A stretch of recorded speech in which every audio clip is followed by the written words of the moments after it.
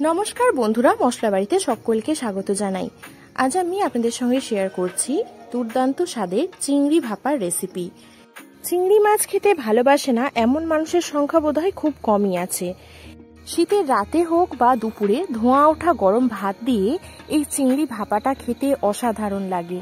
তাহলে চলুন দেখে নেওয়া যাক কিভাবে বানিয়ে ফেলবেন এই দুর্দান্ত স্বাদের চিংড়ি ভাপা। এর জন্য একটা মশলা বানিয়ে নেব। 2 কাঁচা লঙ্কা, অর্ধেক নারকেল কোড়া, দিয়ে দেব এখানে 2 চামচ পরিমাণে কালো সর্ষে আর 2 চামচ পরিমাণে পোস্ত।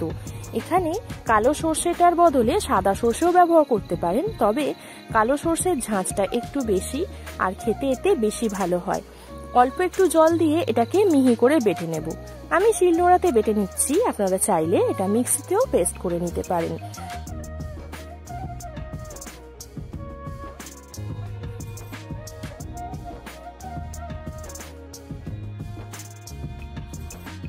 মশলা রেডি করা হয়ে গেছে। এবার একটা টিফিন কৌটো নিয়ে নিয়েছি। এর মধ্যে প্রথমেই নিয়ে নিলাম 300 গ্রাম পরিমাণে মাঝারি সাইজের চিংড়ি মাছ, খোসা ধুয়ে বেছে পরিষ্কার করে নেওয়ার পর। তারপরে যে মশলাটা করলাম সেটা দিয়ে দেব এখানে স্বাদ মতো লবণ। 1 চা চামচ পরিমাণে লবণ দিয়েছি আর 1 চা চামচ পরিমাণে হলুদ গুঁড়ো দিয়ে দিতে হবে। লবণটা অবশ্যই নিজেদের স্বাদ মতো ব্যবহার করবেন। তারপরে দিয়ে দেব 1 টেবিল চামচ পরিমাণে সর্ষের তেল। এবারে এই সবটা হাত দিয়ে ভালো করে মাখা মাখা করে নিতে হবে। এই চিংড়ি ভাপায় যে নারকেল বাটাটা ব্যবহার করা হচ্ছে, এতে কিন্তু এর স্বাদটা অনেক পরিমাণে বাড়িয়ে দেবে। আর গরম ভাতে এই নারকেল বাটা ভাপার পরে যে টেস্টটা আসবে না, সেটা দারুণ লাগে।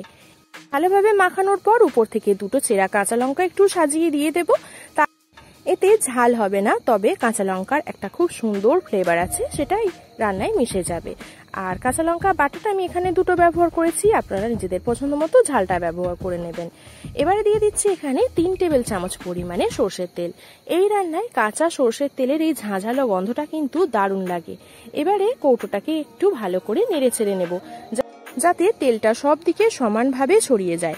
এবার টিফিন কৌটোর ঢাকনা বন্ধ করে একটা কড়াই গরম করতে বসিয়ে দিয়ে দিচ্ছি কিছুটা পরিমাণে জল। জলটা এমন দিতে হবে যাতে টিফিন কৌটোর ঢাকনা পর্যন্ত চলে না যায়।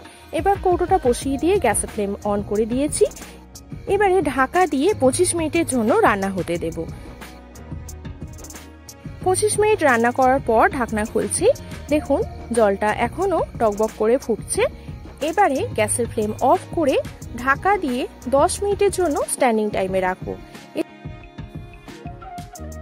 মিনিট 10 পরে মোটামুটি ঠান্ডা হয়ে গেছে। এবার এটাকে খোলা যাবে।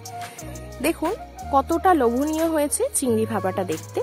এটা কিন্তু খেতে জাস্ট অসাধারণ লাগে গরম ভাতে। আপনারা শুধু একটা মাত্র পদ দিয়ে অর্ধেক ভাত খেয়ে ফেলবেন, এতটাই টেস্টি হয়। আপনারাও আমার মতো করে রেসিপিটা ফলো করে বাড়িতে ট্রাই করতে পারেন। আশা করছি সকলের ভীষণ পছন্দ হবে। ভালো লাগলে লাইক, শেয়ার, কমেন্ট করবেন। চ্যানেলে নতুন বন্ধু হয়ে থাকলে সাবস্ক্রাইব করে পাশে থাকা বেল আইকনটি প্রেস করে রাখবেন। তাহলে আমি যখনই কোনো রেসিপি আপলোড করব, খুব তাড়াতাড়ি নোটিফিকেশন পৌঁছে যাবে। সুস্থ থাকবেন, ভালো থাকবেন, ধন্যবাদ।